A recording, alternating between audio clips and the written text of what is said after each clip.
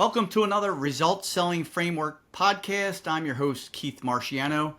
Today I'll be joined by Dave Cava as we discuss building your sales org, or as I like to call it, building your sales army. So let's go to war. Even though Dave is a Yankees fan, it proves even the most brilliant minds have their flaws. I'm just joking. I am an Orioles fan and been suffering for many years to get another World Series title. I was a teenager the last time they won a World Series. So I'm just jealous of the 27 rings that the Yankees have. Dave is the owner of PeopleSharp. It's a company focused on helping MSPs scale by getting the right people in the right seats. It's a topic that I just love to talk about.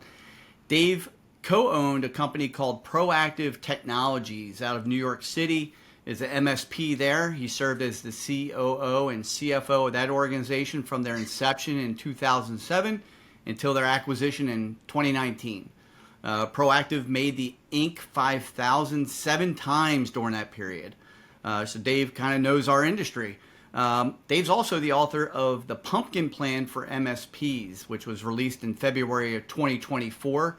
And Dave's also been featured as a speaker at IT Nation, Build IT, ChannelCon, you name it, he's been highlighted. So with that, let's get into it. That's quite an intro. You know, my grandfather saw Babe Ruth and Lou Gehrig play at a park on Long Island. So, I mean, like, we're 4 generations. We don't apologize. So. Whoa, Ned, don't be apologetic. That's awesome. Wow, that's incredible. So, Dave, welcome to the program. Did I miss anything on your intro? That was quite an intro. Now I feel like I got something to live up to. I feel like you're talking about somebody else. I don't feel like I did all that stuff. I don't know.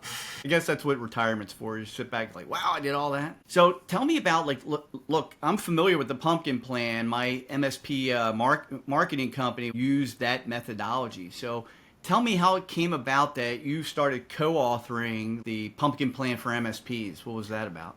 Yeah, well, at the time, I had PeopleSharp, but we were operating under the auspices of another company called Encore Strategic. And my partner in Encore and I wrote that book together. That was Sean Walsh. And we really got to know Mike Michalowicz, the author of the Pumpkin Plan, because we wound up out on the speaking circuit with him.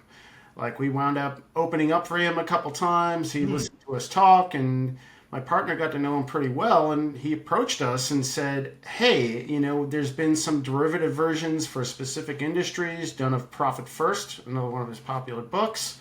And we don't have any for the Pumpkin Plan, and I think it would be a great book for MSPs, and would you guys be interested in writing it? And we talked about it, we thought about it, and we thought about that licensing fee and said, if we pay that, we're actually going to do this. And for us, that was motivating, because we didn't want to start something and get halfway through it and waste a bunch of time and not get it done. And we knew if we sunk money in, we would accomplish it. So it was a lot more work than I ever would have thought, especially blending 2 voices. But it was a great experience. I tell people, you know, that book took a year to write, and really it was 5 months of research and prep and outlines and reader promises and really figuring out how to write a really good book. 2 months of writing and another 5 months of editing. I mean, that's what it takes to write a book that is not, you know, just a quickie marketing thing or an AI book. If you want to write a good nonfiction book, that's what it takes. It was a ton of work, and I'm glad we did it. I feel pretty good about how it came out. Well, that's an accomplishment in itself. That's amazing. What was kind of like, what's been the feedback, and guess what is a sense of pride for you in doing all that work? The feedback has been excellent. A couple of the hard lessons learned were have a better marketing plan before you release the book. You know, I guess we'll get to talk a little bit about sales today, and we should have made absolutely sure that we had the audio version of the book available day one. It got released almost a year later. So we're out doing this book tour and on the speaking circuit, and every place we went, we'd get asked 5 times, is it available on audio? And we'd be like, not yet. And kind of some of the buzz had died down by the time we finally got it Yeah. So those were the hard lessons learned, but we're very proud of the book. And there was almost no one that read it that didn't say, this is a really great book. One of the people that edited it, who knew nothing about the MSP industry, said, "I'm going to make changes to my business based on the read of this book. This has broader implications," and that felt really good. The original was like an eye opener for me. My marketing guy was basically saying, "Hey, gotta get verticalized. You gotta get verticalized in your MSP. It'll improve marketing sales considerably." And I'm a gardener. I garden. I have some butterfly gardens, pollinator gardens. I got vegetable gardens. So I get the whole theme of seed, weed, and feed like 100%. Makes a lot of sense. I love it. It's funny because the pumpkin plan has 7 steps to it, but when we took it out on the speaking circuit, we boiled it down to seed, weed, and feed. We made it 3, and it was those 3. You nailed them. So I also noticed that you coached travel soccer for a little bit of time. Wow. I didn't prep for that one. Yeah. So hey, if it can tie into sports, like I can sit here and talk about sports a little bit before we jump into sales. But I'm a big proponent that sales skills and past history of playing or coaching sports are kind of prerequisites, if you will. So I was a travel baseball coach, and of course I played baseball for years. So what did you enjoy? What were your biggest challenges, and what did you learn? Well, it's funny because we actually talk a little bit about my soccer coaching experience in the Pumpkin Plan for MSPs. It's brought up in the chapter about profit. Profit is the fuel of your business. It gives you flexibility. It allows you to hire. It allows you to do R&D. It allows you to bring on new technology. It allows you to try things. If you don't have profit, you can't do anything. I talk about in my soccer coaching experience, here's how I wound up being a soccer coach. My son and 25 other kids, many of whom my son was friends with, tried out for this travel team that had 2 slots open. 25 kids trying out for 2 slots. And I said to the program director, "Why don't you just start another team?" And they said, "Well, we have no one to coach it." And I was like, oh, I looked up at heaven and I was like, crap, I'm going to have to do it. What am I about to do? So we were the bad news bears. We took all the leftovers. We started a team. We were in the lowest division, and we did not win a game for a year and a half. Wow. And that team went on to win a Division I championship with half the original players still on the team 5 years later. I'm very proud of what we did. We got a great trainer. But the point I want to get to is I figured out that it wasn't about making sure everybody got equal playing time or even not every kid was happy every game, because I started that team to help kids. But if we didn't start winning games, there wasn't going to be any team. Yep. And you have to figure out how to win in business, because even if the goal of your business is purely magnanimous, you want to help clients, you want to help employees, give them a better life, give some people a shot in life that they would not have had if they had not met you. Like, you have to be making money to do that. You have to be growing to be able to do good things. Even if you're in business for pure altruism, you still have to succeed just to be able to do the things you want to do. We talk about profit not being greed. Greed is determined by what you do with the profit. So, Yeah, right. I love that. the part is the parents. Parents are crazy. The 100%. tournament, and we always used to have the parents. They had grandstands on the other side of the field so that they weren't on the same side of the field as the kids. And they said, "Well, in this game, they can come on your side of the field." I said, "No, they can't. Nope, they're staying right over there." I had one parent, he was awesome. He sat like almost all the way out in right field. And I'm like, "Why are you sitting all the way out there, Bill? Like, that's way out there." He goes, "I don't want to deal with the bullshit from the rest of the parents, and I don't need to hear any of that stuff. It's just like, I just want to enjoy my son playing baseball." And I'm like, Yep. Amen, right? Yeah, many lessons that you can take from playing and coaching a sport into the business world. You gotta eventually win. What made you kind of leave the MSP world, and then what made you start PeopleSharp? Well, that's a very personal story, actually. I had a daughter that was sick.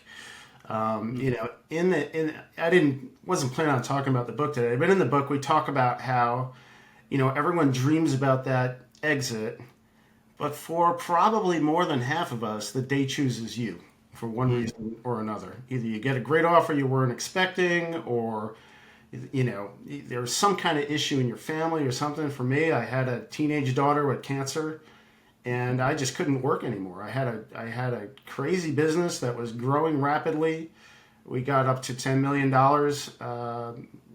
without doing any acquisitions before we sold. $10 million in 11 years, and I couldn't work anymore. And we got a great offer. Didn't like the company offering it. Went to the one competitor we really liked that we thought would take good care of our employees and our clients, and we said, hey, if there was ever a time you're interested, put up or shut up, because it looks like something's going to happen here. And that wound up, it was a grueling process, but it wound up working out really well. So I went through a crazy transition where I sold my company, lost my daughter to cancer, and then COVID hit 2 months after that. And so I tell people it was a really hard year or two. It was like act one of my life was over, and I was just kind of stuck in the intermission. So when I decided, I was literally like, what do I want to do next? And, the first thing that occurred to me is I really love the industry. I love entrepreneurship. I love the MSP industry specifically. I love that it takes normal, hardworking, middle-class people, and if they work hard and follow a blueprint, it makes them wealthy. And anybody can get into it. I just think it's an incredible industry. It is an American dream machine. If you follow the things that other people have figured out and listen.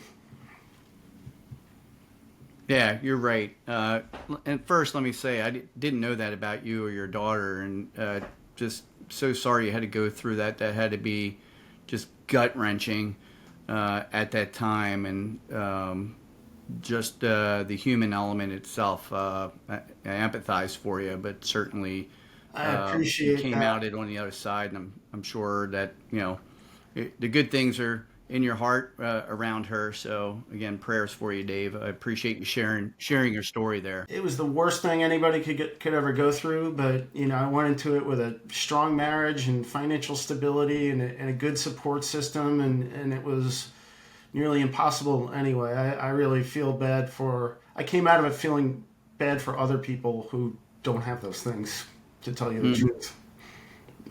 Yeah, yeah, exactly.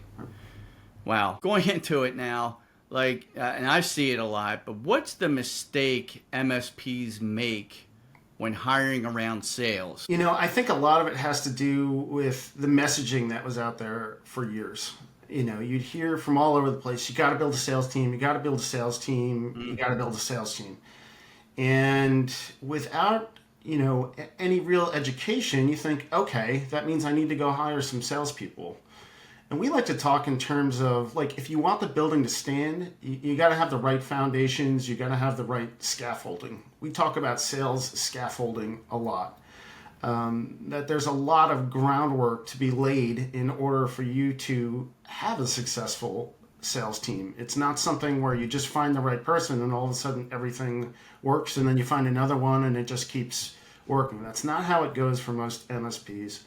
Most MSPs get it wrong 3 or 4 times before they get it right, if they ever get it right. And some of it is really unnecessary, because I think at this point there really are some data-driven best practices that MSPs can and should follow. Yeah, it's a little bit of ignorance around that topic, and I was probably the beneficiary of that, because I came into the MSP world through the sales door. This is mid-2000s, so we weren't even MSPs, just doing projects and some support.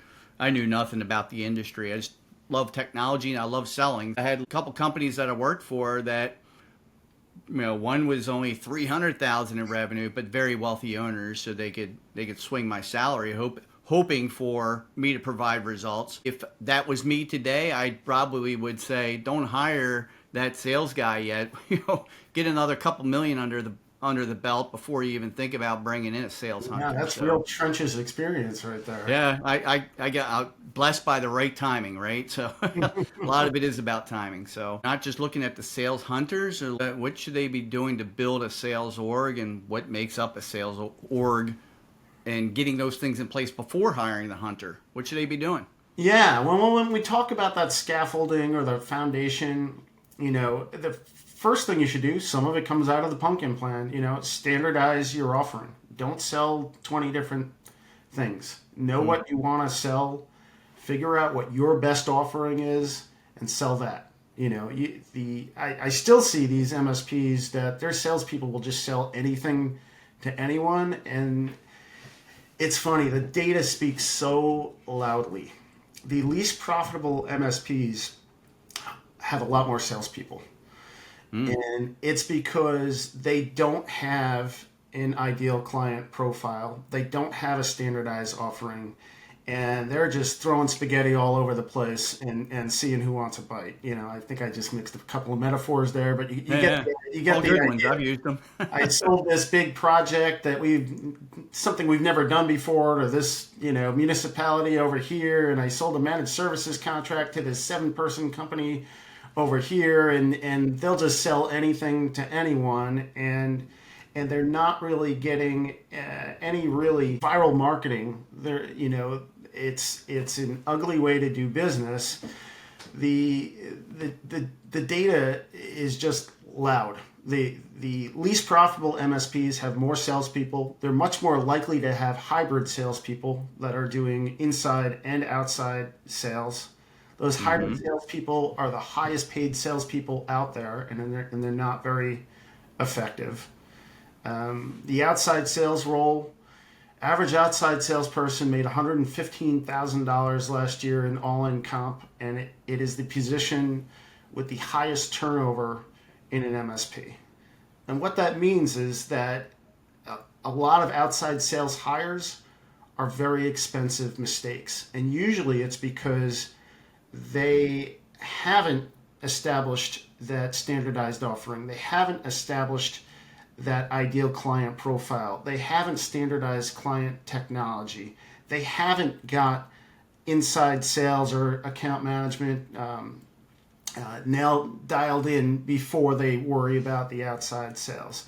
They haven't got effective marketing. To the degree they are marketing, they're marketing to the wind or the ocean because they don't have that ideal client profile. They're just saying, hey, we do tech work, hire us. So they're operationally immature companies, and then you want to try and plug a highly paid resource in there and say, find a way to get us revenue. And hopefully it's profitable. And there really is almost a ladder that you climb. Get your offering right. Identify your ideal client profile. Get your account management working well. Get your marketing done. Average marketing person makes $55,000 a year. It's less than half an outside salesperson. And it's pretty well established that without effective marketing, that outside salesperson is really going to struggle. All this foundational stuff, all this groundwork that you really want to do before you go hire that expensive resource. And then when you do hire that expensive resource, you really want to have a plan. Someone needs to manage them. I talk about how most MSPs, first time they try it, unless they've been well educated, push them out of the nest and hope for the best. You give them a quota and see what they can do.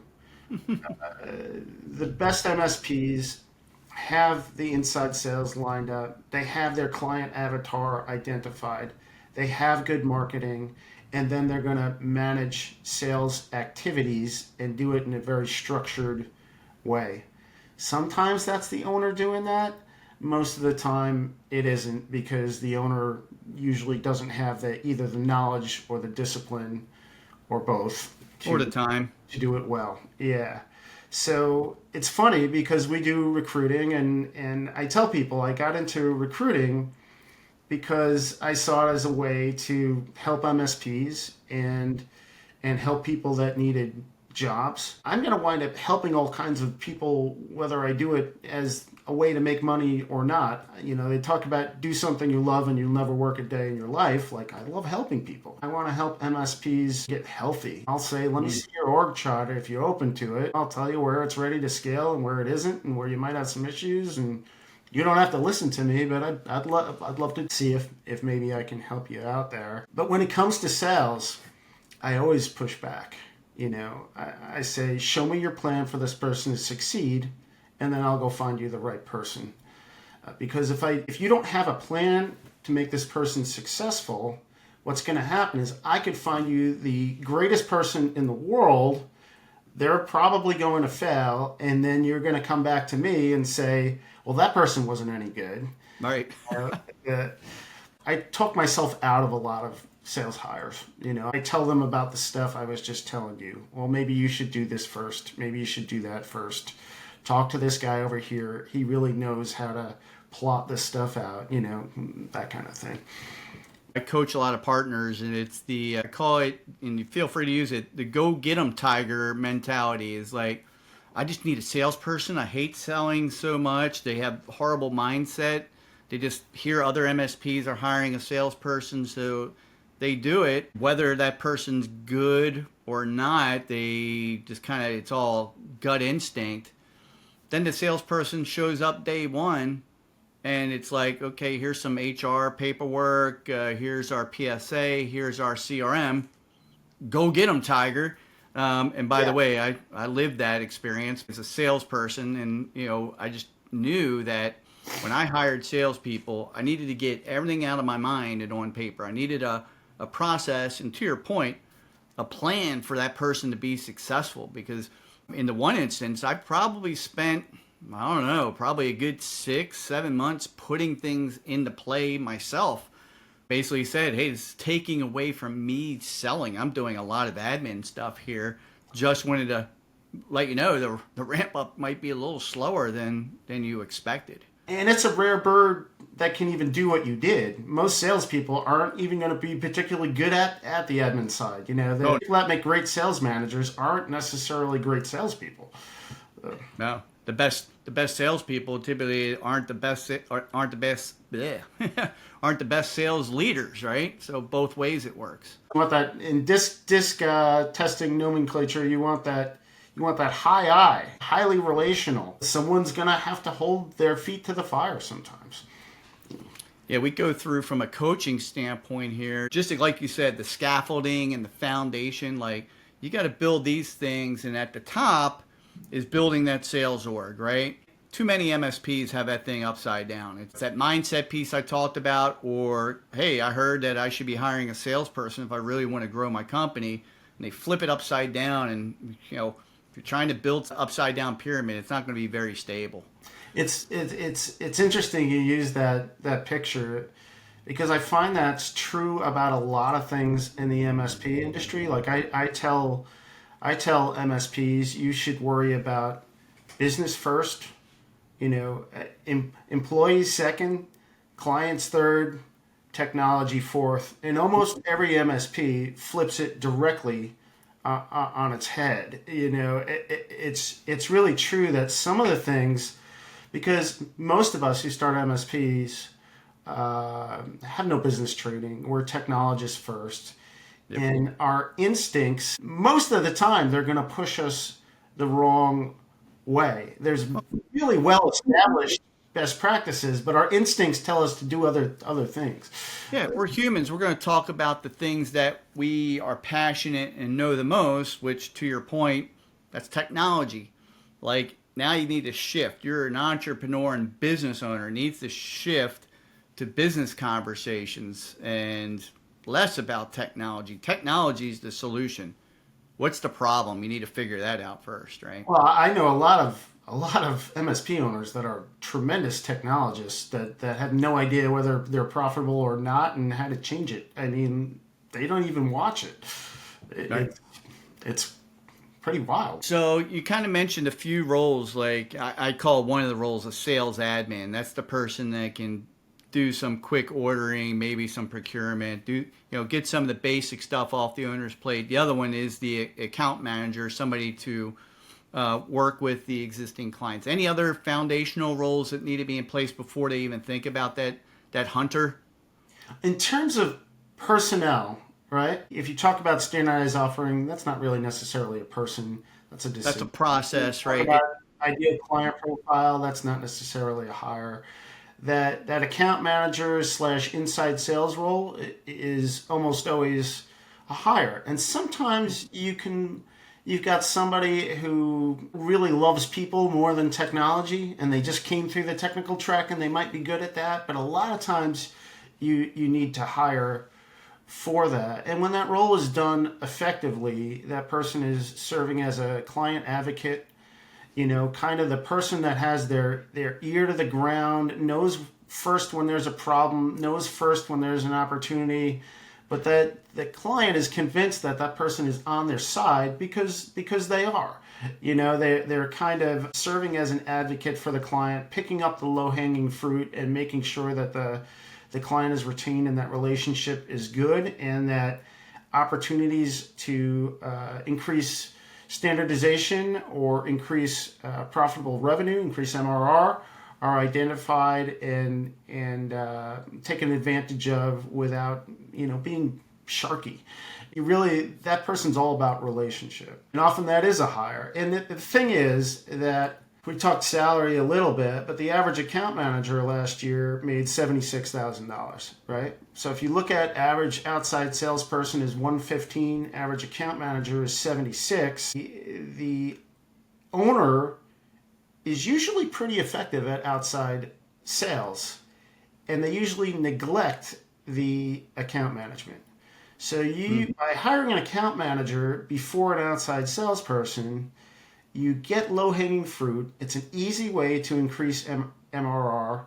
It's an easy way to increase retention, and the odds of it being an expensive mistake are significantly less than that outside salesperson. Marketing. There's a lot of ways to attack marketing. There's many ways to skin that cat, as they say.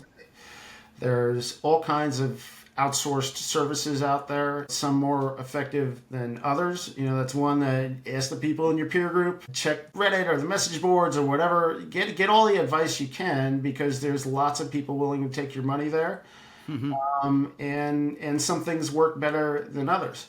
But it's also a place where you can easily hire somebody part-time, potentially work them up to full-time. You put out an ad for a marketing intern, you're going to get a gazillion resumes right away. I mean, that is not something hard. You don't make a really expensive mistake there unless you foolishly make a really expensive mistake there. There's no reason to commit to a six-figure marketing contract before you know it's going to work. That's something that you can do incrementally and build up and see what works and what doesn't, and have a little trial and error without committing tons and tons of money to it, whether that's third-party services or internal people. Yeah, it's like, you kind of hit something here that is pretty important. You can hire a marketing intern. I think most MSPs think marketing as like, oh, I need to redo my entire website. I got to do all this branding. My reply to them is like, look, we're not Coca-Cola or Nike here. You just need a professional website with information about how you impact and improve the life of who your buyer is. Going back to what you said around having target client profile, a ideal client profile, to identify who those markets are. Then you can wrap case studies, white papers around it. You can do outbound marketing of going to associations, trade shows, webinars. You can start with giving somebody a shot by an internship, right? And they're probably going to know the online stuff better than the owner of the company because they've grown up with it. They're gonna be able to figure out the Reddit and the LinkedIn and the TikTok and all that in ways that you probably never even could. Your marketing spend should be proportionate to the size of your company. You're at that $300,000 MSP or that $1.4 million MSP. They shouldn't be spending $100,000 a year on marketing. They should be dabbling, figuring out what works and doubling down on the things that do. Truth. Speak it, Dave. Speak it. All right, so MSP gets to the point of hiring that sales hunter. They're ready to go. Typically, we follow the approach that nothing shallow of 3 million. If you could do owner-led sales, as long as you can, keep doing it. No one can sell the company better than you. Let's say they're at 5 million. They truly want to hire a sales hunter to expand the geography, expand the territory, whatever it might be. What are the challenges around, kind of like you said, you already talked about one. They could be the most expensive employee in the organization, but what's the challenge around finding that sales talent that MSPs could experience? Well, first, let me address the expensive thing because, when it comes to sales, I really think you really want someone who's willing to gamble on themselves. If somebody demands a really high base, that should be a little bit of a yellow flag. Red flag warning, I call it. Yeah. It's hurricane warning. I was being You're being nice. I'm a firm believer in finding win-wins everywhere. I want to go to a potential salesperson and say, I have no problem making you rich as long as it's making me rich too. That's right. Let's figure out how we win together and how we set you up so that that's what happens. To your question, the challenges of finding an MSP salesperson. Well, first of all, this is not just an issue with salespeople. One of the things you see is every MSP has the dream of the getting seasoned, tenured, competent, excellent people with lots of experience in the MSP world. That maybe happens 20% of the time, on those high-level positions. Inevitably, what happens is they say, I want a great L3, but I don't want to pay more than $105,000. And inevitably, what happens is they wind up settling for the level 2.5 for 85.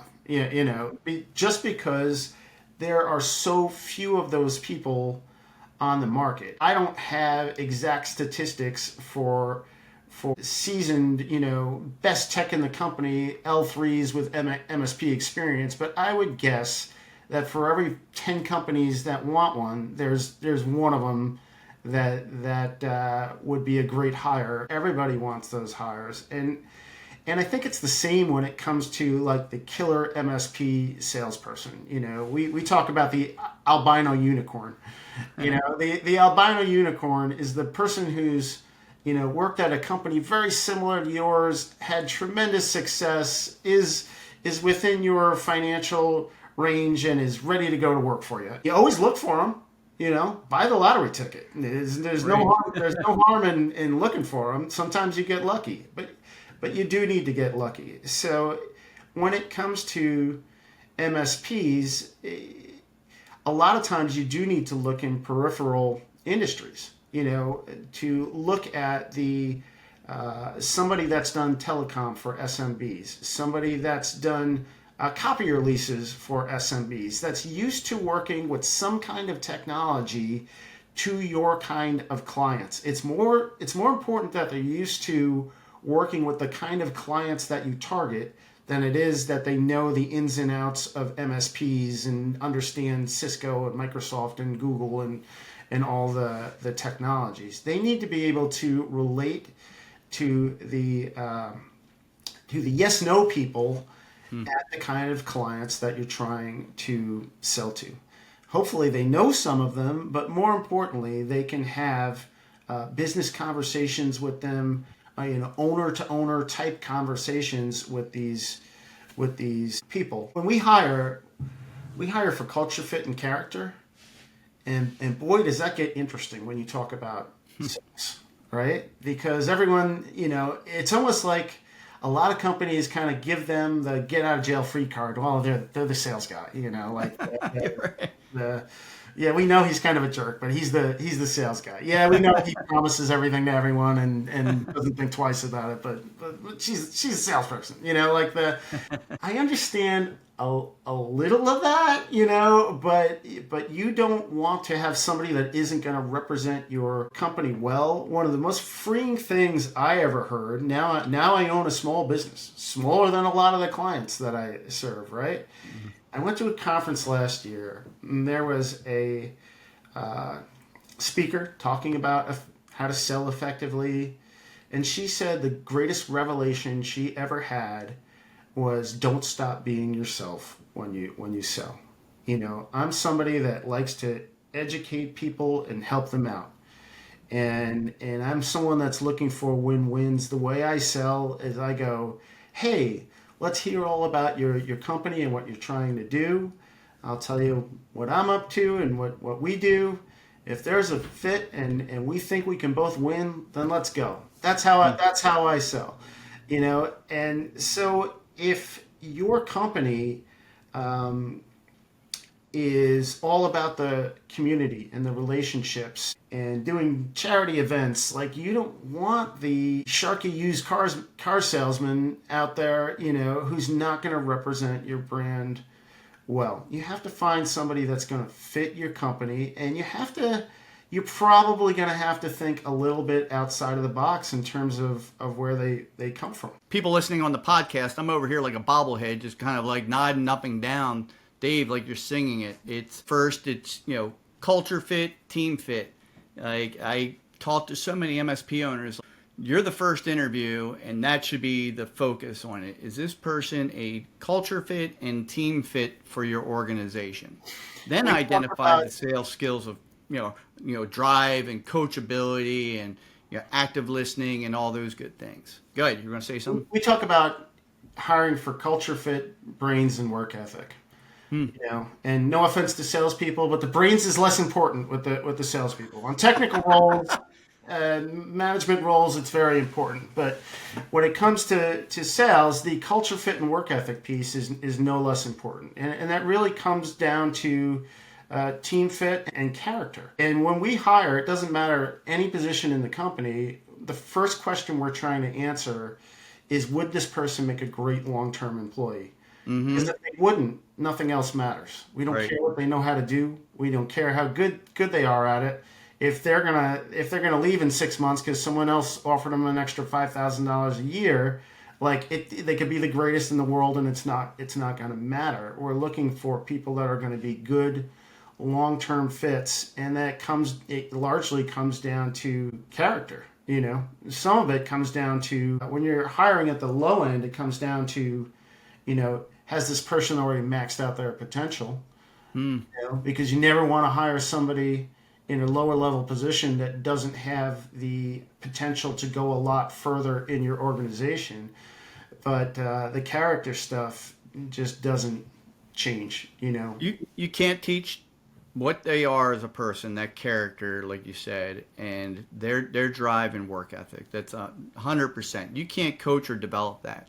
I know you said it kind of tongue in cheek on the intelligence, but the sales skill side, depending on where you're looking to hire on that side, should be there. But you can train and develop that, right, Dave? I mean, that's 100%. The two things you can't do is like, who's this person as a person? What do they believe in? Like you can't bullshit your way around that. It's no. I mean, I'm glad you used that word, because when I had my MSP, we the saying we used to have is you can't teach people to give a shit, right? Yeah. Like and that's one of the first things we were trying to identify when we did interviews. Does this person intrinsically care about what they're doing and take pride in it, and they're going to make sure it's done well. But it goes to wiring, you can't teach that. Either they care or they don't, and you want your company full of people who do. It wasn't an underhanded insult of salespeople. I just say I get it. technical positions. There's some people who don't have much of a skill set, but have really good deductive reasoning ability. And if you find someone like that who is hardworking and a culture fit, and you have the chance to bring them up through your system, train them in your way of doing things and the products you use, you found a gold nugget. So it wasn't a slap at sales so much as saying it is really important, particularly when it comes to those technical positions that are kind of the lower half of the totem pole there.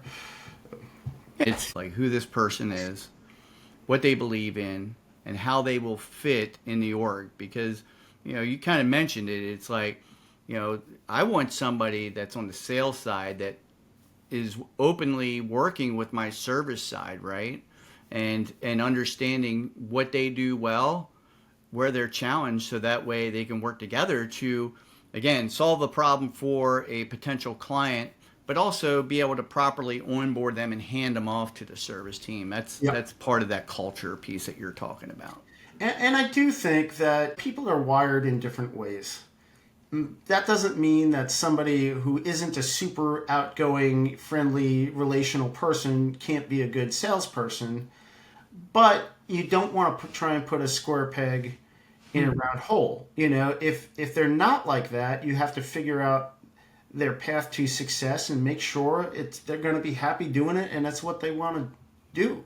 I actually had a church meeting this morning, and we were talking about how do we make the most of our volunteers. And I said, if you stick everybody in a canoe, everyone's going to go a lot further when they're going with the river than if they were paddling upstream. We don't want anyone paddling upstream, because everything we need done in this enterprise, somebody is good at, and is going to enjoy doing. So when I first had my MSP, I said, I'm going to figure out everybody's weaknesses and get them, and work on them, get them trained up in those things, and have them, get proficient at the things they're uncomfortable with. And I realized that was largely like paddling upstream. I just said, why don't I take the things people are really good at and kind of gifted at, and just give them more and more of that, and watch them paddle downstream. It took me a few years to figure that out. So all that to say that there's some people that are just born for sales, like they love it. And it does make sense to look for someone that's really going to find joy in what they do every day. Oh, yeah. I love it.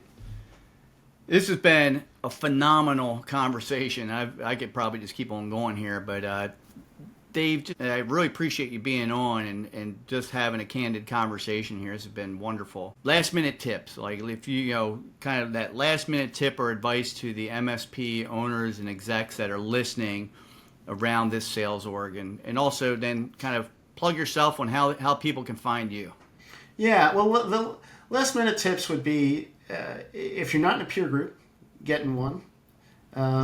If the peer group is worth its salt, it'll be the best time and money you've ever spent, because you want to get around people that have already made some of the mistakes that you would make if you didn't have conversations with them. It'll save you a lot of time and headache, and kind of speed up your evolution for sure. All the things that I am talking about today and Keith is talking about today, we either learned from other people or learned the hard way. And you want to learn as much from other people as you can. And the other value in just having a good coach or a good peer group or both is that you're probably never going to have good perspective on your own company. Just like you can look at somebody else's business or somebody else's relationship and see all the flaws immediately, but you're kind of blind to your own. I can pick apart what's going on in an MSP in a day or two and know exactly what they need to do. But to the very end, owning my own MSP, I was blind on certain things, or kind of knew them but was too busy to do them. And get that outside perspective and listen. There is a disease in the MSP world of owners who have had enough success that they stop listening.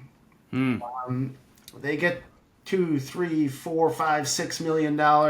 All their friends outside the industry are impressed. They've been able to buy some nice things, and they start to get this "why should I listen to you? Look what I've done" mentality, and that's really a shame because most of them could get so much further if they just stayed humble. It doesn't mean that you have to do everything everyone else says as soon as they say it. It means that you keep listening, you keep evaluating, you stay humble, you don't think you've got it all figured out, because the way you figure everything out is either by screwing it up or listening to other people. Yeah, well said. Well said.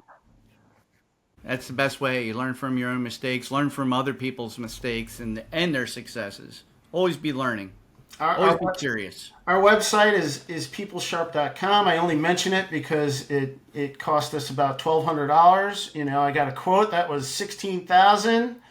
You know, and I just said, I think we can get 80% of what we want for a little less than that, and found a professional, you know, who did it on the side for $50 an hour, and we're pretty happy with it. But yeah, LinkedIn's a real good place to get me. It's Dave Cava. Dave, okay, you're not going to get me if I don't say my name right. It's Dave Cava. The company's PeopleSharp. I really appreciate you having me on. I'm a big fan of Pax8. I think you've made a lot of good moves. I love the community emphasis, and it was a really special thing for me to be able to be with you today. Well, thank you, Dave. I appreciate that. Rex Frank has done a lot of things right, and I think we've been able, the Pax8 acquisition of C-Level 4.5 years ago, which I know for a fact has taken his vision to a different level. And hey, I get to talk about what I love, which is sales and sales coaching in the MSP world. So I appreciate you being here. This is, like I said, been a lot of fun. Certainly a lot of valuable information to the audience. So I appreciate you, and thank you so much. Thanks, Keith. All right, Dave. Talk to you soon. Take care. All right, that wraps up today's Result Selling Framework episode on building a sales army. Like, if you're building a sales team that thrives on growth, grit, and getting in front of the right prospects, then building a sales org is more important than just finding one salesperson. Dave really eloquently stated that. The sales hunter is expensive. The first 6 months alone will probably yield no or minimal managed services revenue, especially if you do it right and you're setting them up for succeed with a proper onboarding. And we're looking for that salesperson to bring quality, not quantity. And Dave eloquently talked about like these other supporting roles, and I'd 100% agree. It's like there's nobody that knows the business better than the owners of the company. So one of the last things you give up is actually going out there and representing your company in the community. So build the key pieces of sales administrative person, sales engineer, and the account manager, right, to free up your time as the owner executive to focus more time on getting new business. All right, and I got some action items here for you today. So like Dave mentioned today, we have Pax8 has peer groups, sales peer groups to be specific. We have one that's a sales flight plan peer group for owners that are 0 to 1 million that are looking to put some of those foundations and scaffolding in place to kind of talk to some peers about, sales itself. We also have another sales peer group that's for companies that have graduated that are over 1 million that are getting into this marketing conversation, sales conversation a little more in depth. You can also catch me out on Pax8 Academy Live, which is coming up later this month. I'll be talking about results selling framework there, a little more in depth in my conversation I had at Beyond on Stage. And lastly, go to academy.pax8.com and search for an instructor-led training class we're having around hiring, managing, and leading sales teams. That's an instructor-led training that'll happen in March of 2026. Go in and register.